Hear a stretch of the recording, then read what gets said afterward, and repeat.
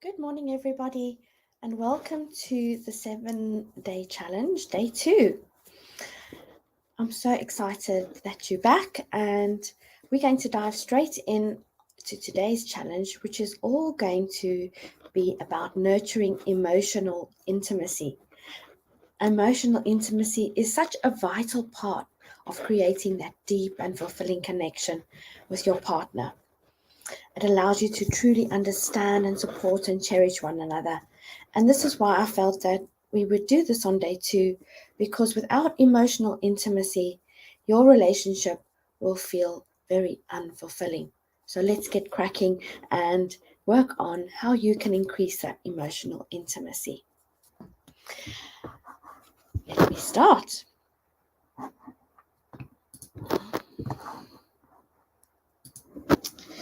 So, what is emotional intimacy? It is very important for us to actually understand what it means to have that emotional intimacy. It's an essential, very, very essential part of a relationship because it allows a couple to deeply, deeply connect. We all know that that's what we all want. We want this deep connection. But with that emotional intimacy, it helps us feel incredibly safe. We can foster trust and vulnerability when we have that deep emotional connection. So let's go carry on and learn how we can increase it by improving some things that we do. Once again, I'd like to ask you to please not think of your relationship in a judgmental way as we carry on. Just be very inquisitive and allow yourself to just look at your relationship from a different perspective so that you can use what I'm going to talk about today and maybe implement into your relationship and see if it does make a difference.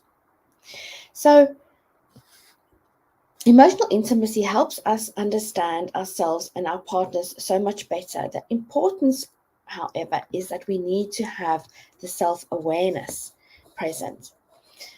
We have to have mutual empathy, and we also have to have the ability to tolerate two very important things: ambiguity and nuance.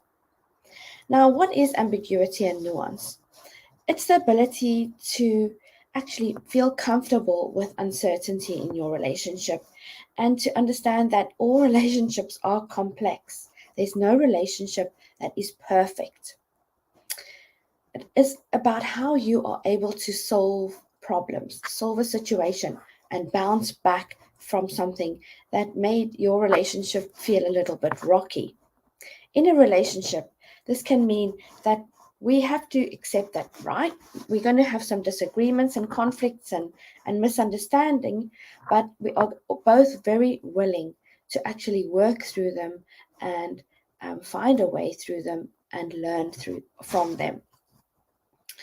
The ability to actually tolerate ambiguity and nuance requires a lot of emotional maturity from both people in the partnership. And it's about your willingness to engage very openly and honestly with your partner and communicate this with your partner. It involves being able to listen and to understand your partner's perspective and to accept that it might be different from your own. It also means that you need to really tune into your empathy. You need to be able to put yourself in your partner's shoes and really find a way to validate their emotions and their experiencing, how they're experiencing the disagreement or the situation.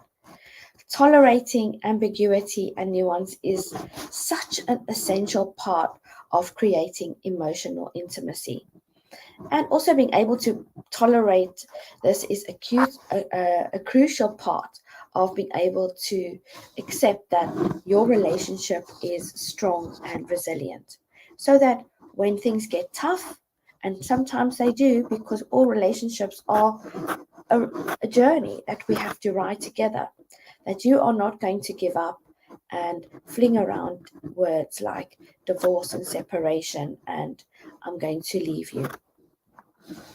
Through emotional intimacy, partners can really develop a better understanding of each other. So it's very important that we understand what emotional intimacy can bring into the relationship, because when we do, we will be willing to actually do the work to work on this very important aspect.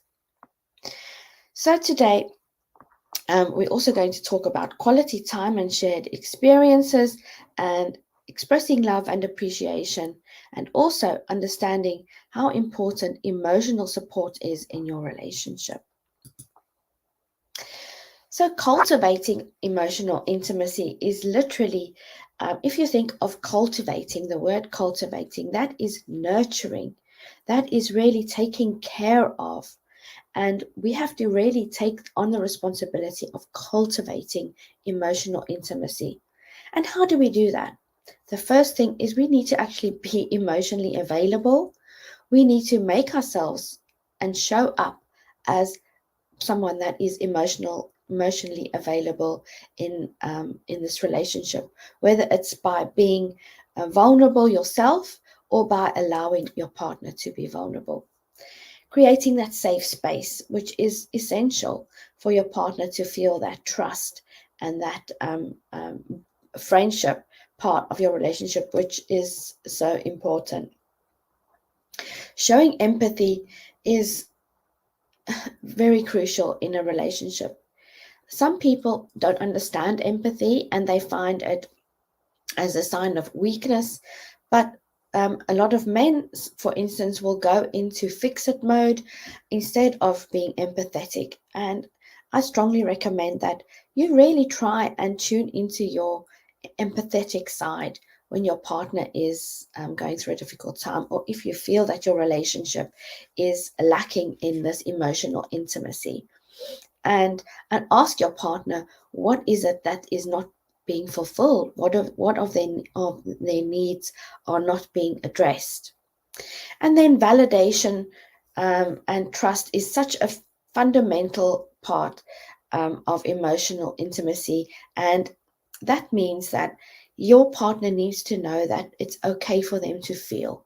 It's okay for them to need, and it's okay for them to want something different or something more.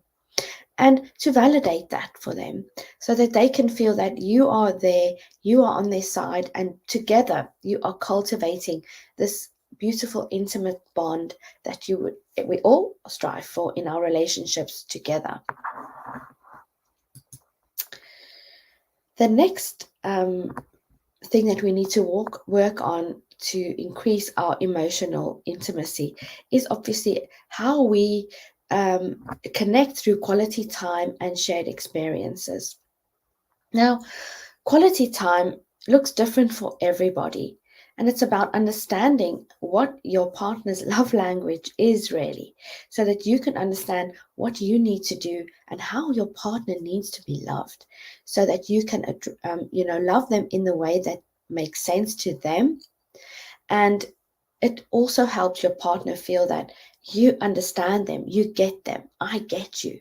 You get me. This is how friendship is increased. And it helps you feel like you are really connected, that you have this very strong bond. How can you do quality time and shared experiences? It's easy. It's about making time for date nights, doing things together that you enjoy, whether it's doing something in the garden or going for a walk, going to the theater, or going on a paddleboard. Do something that you both enjoy together, where you can both let your guards down and just be your authentic selves. Traveling together is such a very healthy way to actually connect in quality time, because it's something new, especially when you go somewhere that you've never been before. So it's a new experience that you can experience together. That helps you create this shared story that you can then reflect on later, which brings you once again a lot closer together.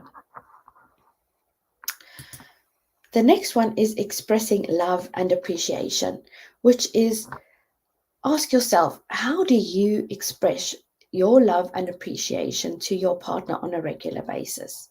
Do you take your partner maybe for granted? Have you forgotten to say thank you and express how you appreciate something that they're doing.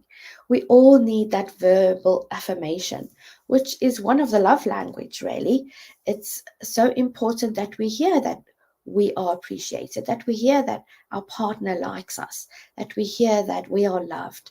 We need to hear these verbal affirmations. You can always do it with a note or a text as well. Do it on a regular basis. Just a surprise text from your partner saying, I really love you and thank you for making the bed, or thank you for hugging me so close this morning, or we really hugged so closely last night. It was amazing. Thank you. I love you. Show those things, say those things. We all need to hear them. Then, of course, there's acts of kindness. Do something kind that your partner doesn't expect. We all like a surprise and an act of kindness when somebody does something nice just because they want to. Isn't that nice? So it also helps your partner feel that you thought of them, that they are a priority even when they aren't around. An act of kindness can go a far way. It's so easy getting a bunch of flowers, or cooking your partner's favorite meal, or saying to your partner that, oh, I walked up the lane and saw a flower, picked it, here it is for you. It doesn't have to be a huge financial gesture. Just a small little act of kindness is so much. Coffee in bed unexpectedly, it all counts and it all means something. Physical affection. This is so vitally important for any relationship. That physical connection, that physical touch. How does your partner not like to be loved with physical touch? Where does it fit in their love language? Is it high up on the scale? Is it low down on the scale? Does your partner like kisses? Does your partner like hugs? Does your partner like to sit right next to you? Does your partner like to be cuddled at night? Show physical affection. It is a form of validation as well, that I find you desirable, I find you attractive, and I want to be close to you. And this is an essential part of that emotional intimacy, when we as the partner feel adored and loved and desirable. And this only happens when we see someone showing physical affection towards us. So don't forget to do the physical affection. And not only just before you want sex at night in bed. No, it has to start every day when you wake up. Continuous acts of physical affection is the way. And a lot of people say that the next orgasm starts after the one that you just had. So continuous show of affection is very, very important. And like I said, surprises. Who doesn't like a surprise? Surprise your partner with saying, guess what? I've booked us a restaurant, we're going out. Guess what?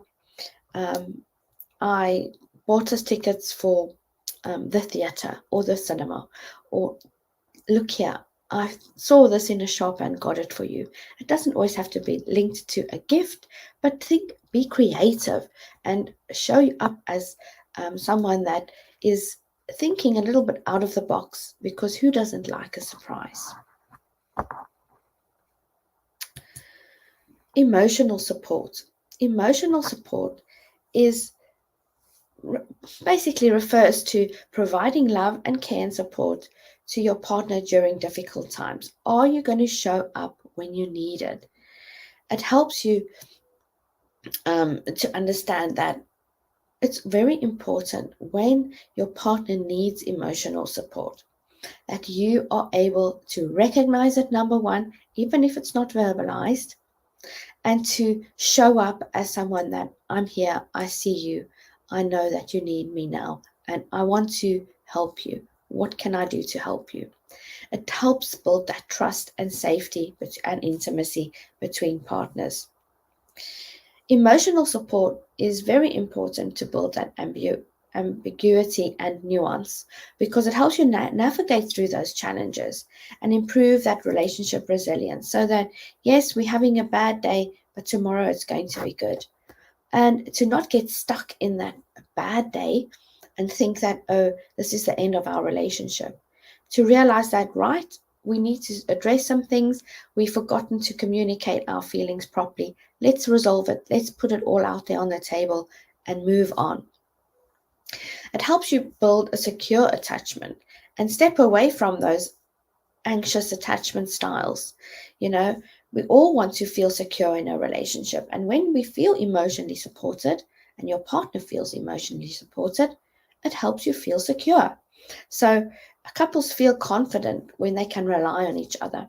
And remember, just like you want to feel that you can rely on your partner needs to feel the exact same. So show up when your partner needs you, when they've had a bad day, when they are not feeling themselves, or when they're going through something traumatic. And then lastly, couples feel their values are understood and emotional experiences are understood, which helps them feel a lot closer and intimate with their partners. You know, for some reason, we always try and validate or explain or justify why we feel upset. But it's okay to feel whatever you're feeling, really.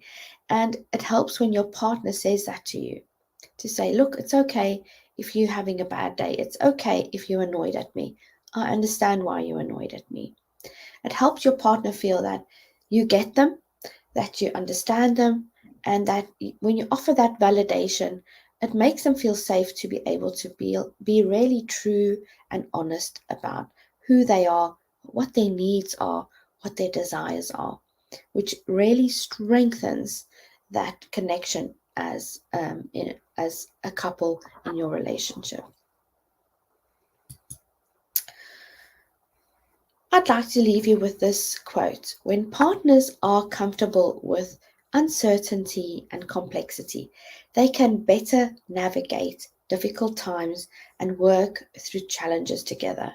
This in turn helps to deepen connection and enhance their emotional intimacy. So, this is me telling you, try and be comfortable with the difficult days.